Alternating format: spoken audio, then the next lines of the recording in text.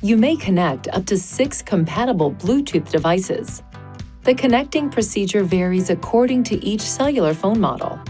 To check the compatibility of your device, please visit www.nissanusa.com/Bluetooth. To connect a phone to the Bluetooth system, the vehicle must be stationary.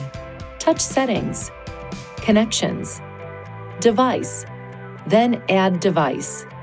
A message will appear on your vehicle screen directing you to enable Bluetooth on your device. Ensure that the code on your vehicle screen matches the code displayed on your device. In your device's Bluetooth menu, ensure that notifications are enabled.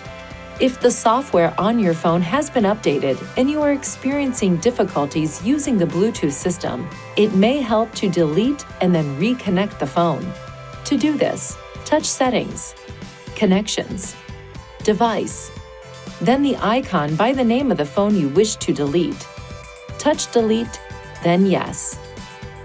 Once your device is removed, repeat the connection procedure. From the Connections screen, you can touch to switch to a different Bluetooth device.